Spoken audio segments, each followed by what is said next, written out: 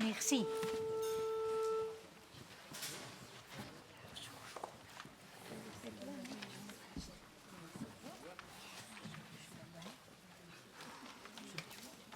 Montaudran, le 27 juin 1932.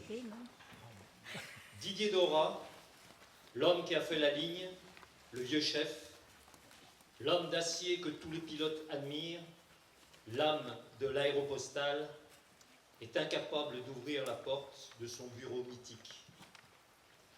C'est l'infamie. La serrure en a été changée pendant la nuit. Dora est viré comme un malpropre. Les lignes du Chili, du Pérou, de la Bolivie, de l'Argentine, du Brésil et du Paraguay sont suspendues. Ce terrible désengagement fait des heureux. La Lufthansa et la Panaméricaine s'abattent tels des vautours sur les restes de l'aéropostale. Les nouveaux jeunes loups invitent le vieux lion à reprendre les affaires de son bureau.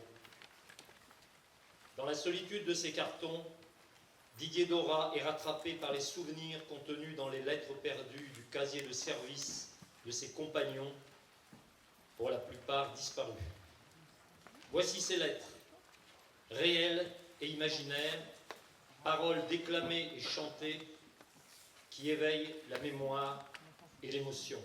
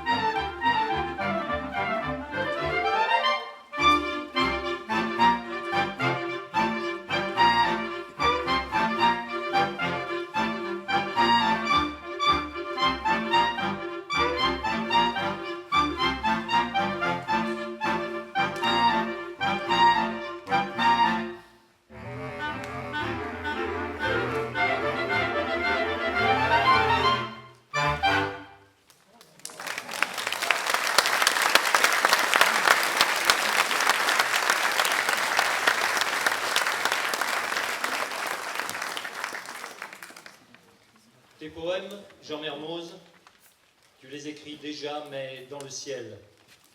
Et j'aime tant te voir partir ainsi, seul dans ton appareil, carlingue ouverte, dans le ciel de la Patagonie, savourant à l'avance ton vol de nuit. Vas-y, Jean, je resterai ici jusqu'à l'aube, l'oreille attentive à tes messages radio.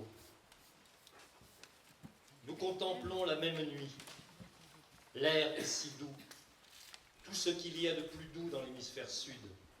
Et puis cette lune énorme, irréelle, flottant dans le silence minéral de la cordillère des Andes. Nous voici seuls, Antoine de Saint-Exupéry et Jean Mermoz, oubliés du monde, mais face à l'absolu. Et juste cette nuit, les étoiles parlent une langue muette, faite d'évidences lumineuses et secrètes que tous les deux nous comprenons si bien. Je sais bien que, comme moi, tu voudrais ne jamais descendre.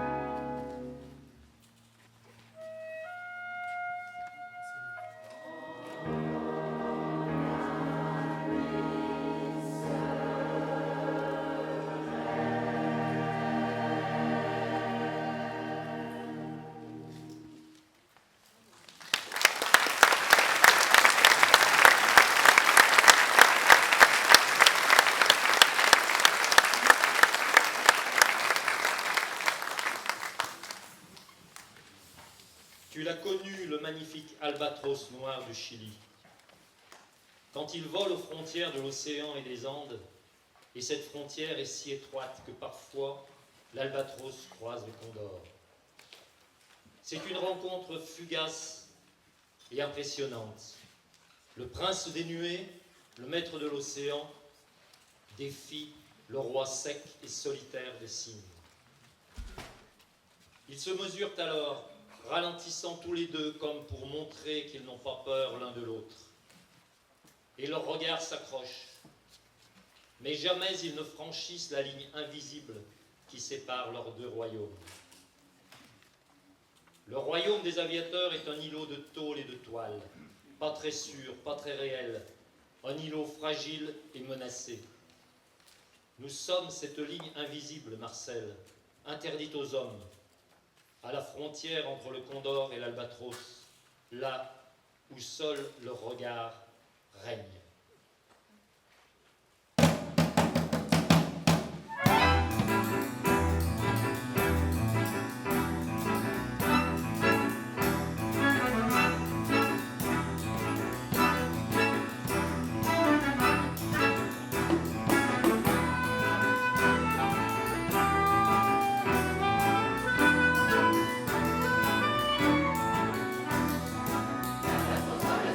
Dans l'immense et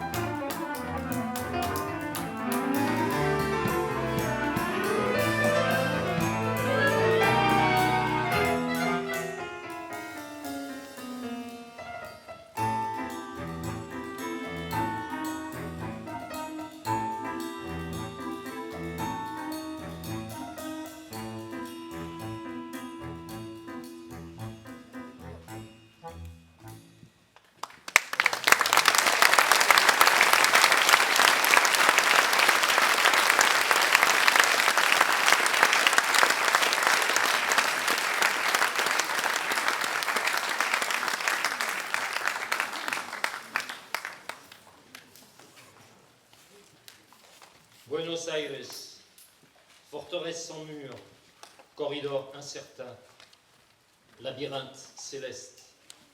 Buenos Aires, tu es la patrie d'accueil de bandits, d'aventuriers, d'inventeurs déraisonnables, de nobles ignorés, de poètes désespérés, de chantres épiques du quotidien, de cyniques romanciers où fuient et s'expatrient ces hommes venus de je ne sais quel royaume inconnu. Un monde de citoyens sans foi, juifs égarés et arabes errants, yougoslaves en détresse, espagnols désargentés, italiens trop italiens pour rester tranquilles en Italie. Que cherchiez-vous? Que cherchez-vous à Buenos Aires? Buenos Aires, tu es le faubourg mythique d'une fin du monde. Tu es né vieille en pleine modernité. Tu es le nénuphar démesuré, le délirant Finistère de toutes les latitudes. Une île rocheuse baignée d'un désert humide. Tu es le paradis voué à sécher éternellement au vent de la pampa. Le berceau pour tous les espoirs de la terre, l'oasis des oiseaux perdus, le port ouvert à toutes les bouteilles à la mer.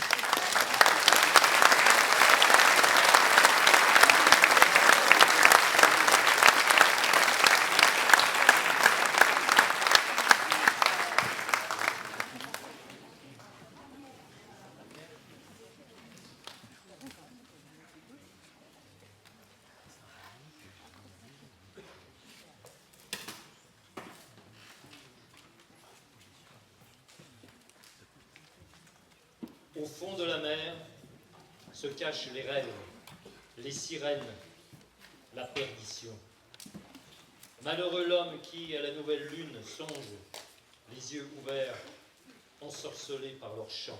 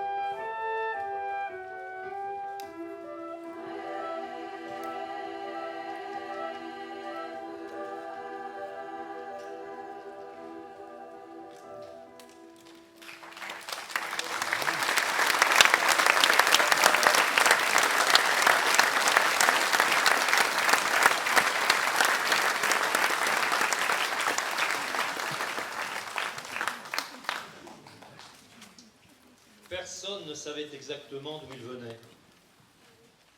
Il avait une figure grande, généreuse, et une vague allure d'aristocrate égaré. Il n'était pas comme nous nous méfions de lui, et puis il n'avait pas vraiment l'instinct du pilote. À son arrivée à Cap Juby, dans la précarité du désert, enveloppé dans une gandoura, il sortait minutieusement des objets en argent de sa petite valise, et très lentement, il préparait son thé. Très vite, il apprit à le partager assis au milieu des morts, comme il apprit très vite aussi à partager leur langue. Parfois, il s'éloignait vers la mer avec son violon sous le bras. Mermoz et lui sont devenus inséparables, jusque dans l'attente de chacun de leurs rendez-vous, même furtifs, dans la hâte des ravitaillements. Ils prenaient le temps de cultiver la rose de leur amitié, tour à tour, Renard et Petit Prince. Antoine de Saint-Exupéry était meilleur que nous. Il nous a appris que, plus que la chute d'un appareil, il fallait craindre la lente déliquescence d'une époque, la douce et terrible chute des anges.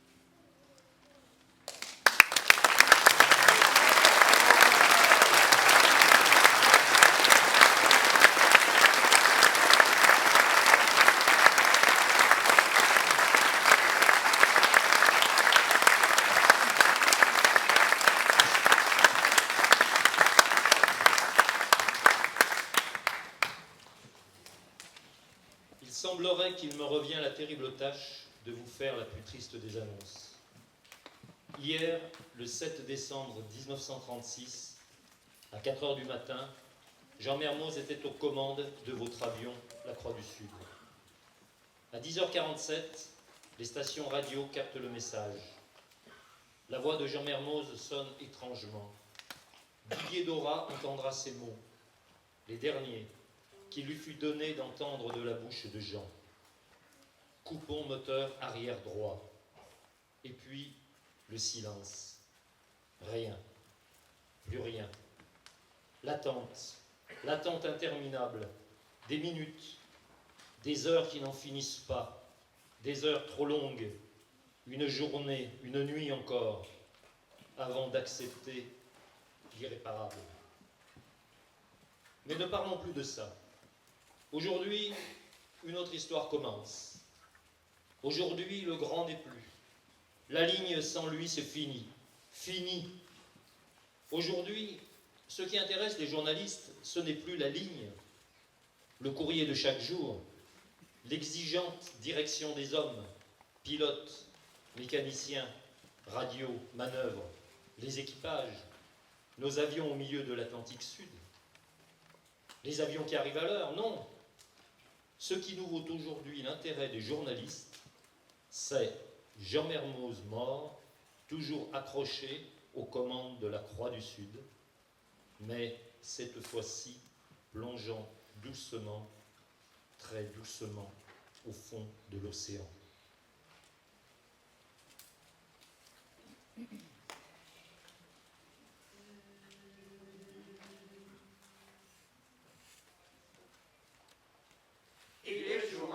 Il échouera, il disparaîtra loin de l'horizon. Il restera au fond de la mer avec son avion. Il échouera, il disparaîtra loin de l'horizon. Il restera au fond de la mer avec son avion. Il échouera,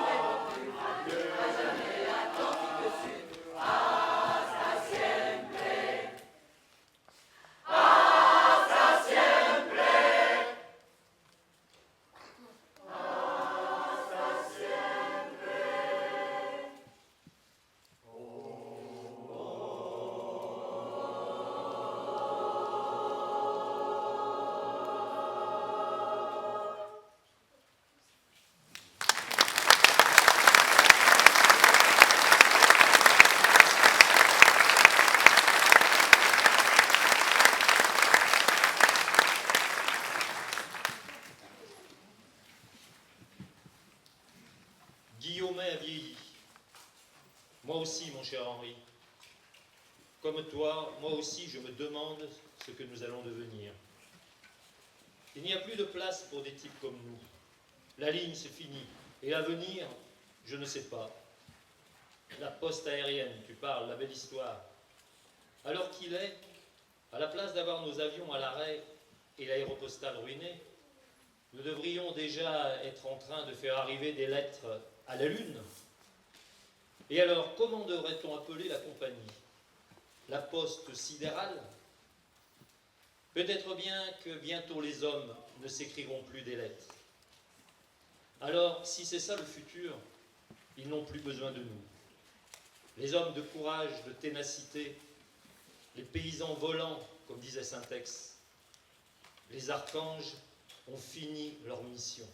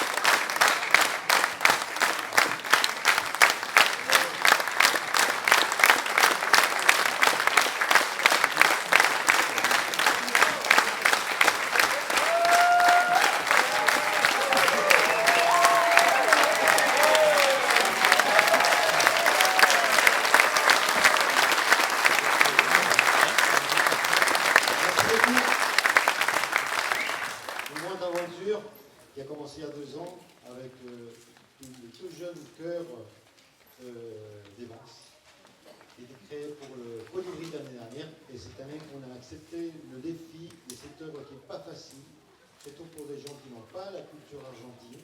Et c'est plein de rythmes argentins. Voilà.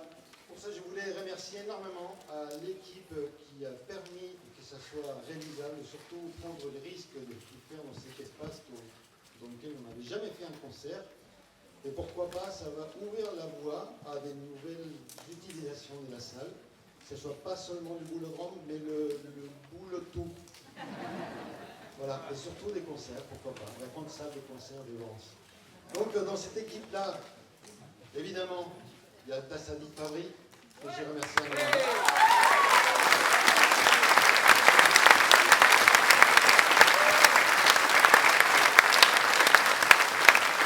Et Léline qui travaille avec elle aussi et qui donne beaucoup de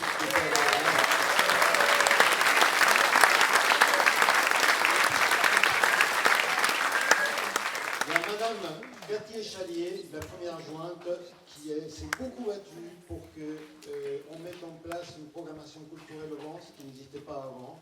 Et maintenant, on a 6 concerts à l'année hors saison pour les habitants de Vence. Et notamment, ces histoires une fois par an d'un grand spectacle comme ça. Merci.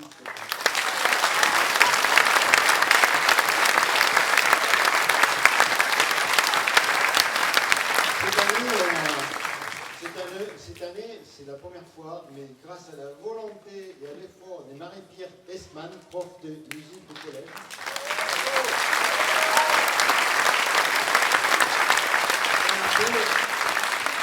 On a fait participer quelques collégiens, ça c'est le but. La culture commence par l'enfance et le but c'est faire participer le maximum possible les enfants.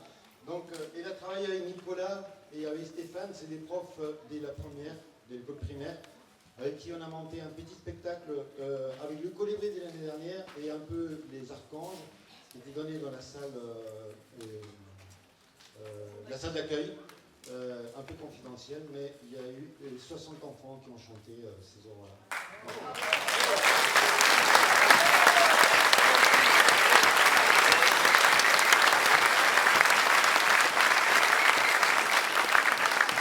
Et maintenant les artistes dans 90% ont des amateurs. Là, et je commence avec les danseurs. Giuseppe Félix.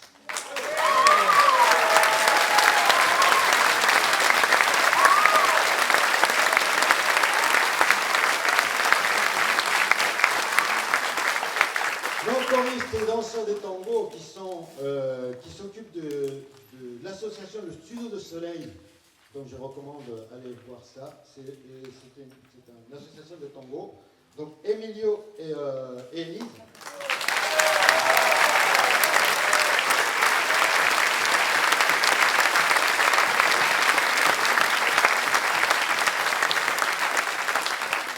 Récitant Maurice Chignet qui nous a offert par l'ART, c'est l'association de théâtre des Vence, les lumières et le son.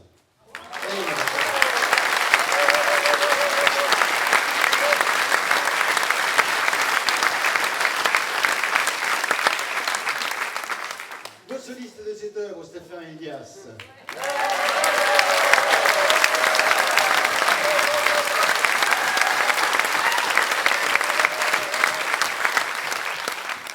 Notre chef général, Nicolas et Isabelle Stambre.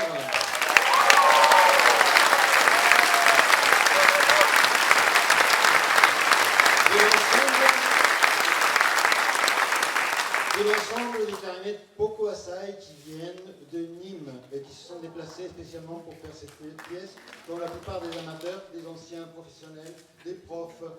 Enfin, c'est magnifique.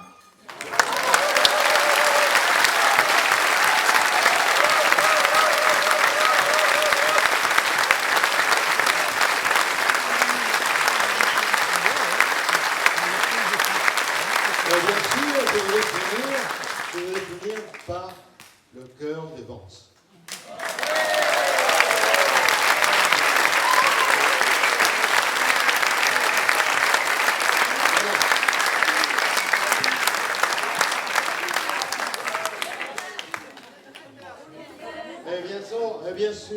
excusez-moi. Michael Carrère, qui était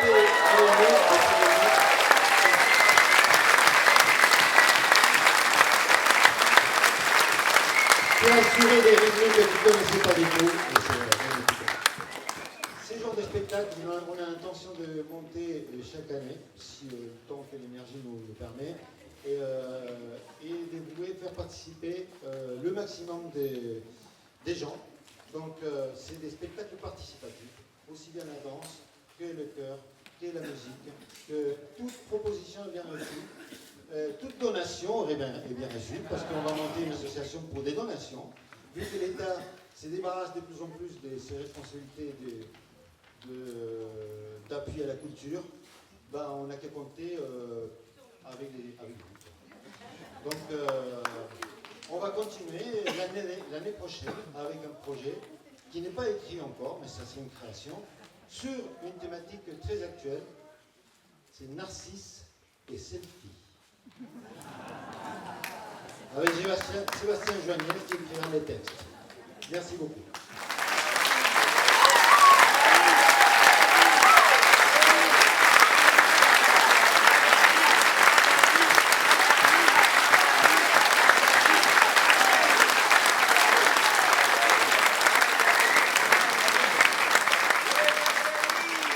Le compositeur, le passeur de musique, de culture et d'énergie, Gerardo Di Giusto.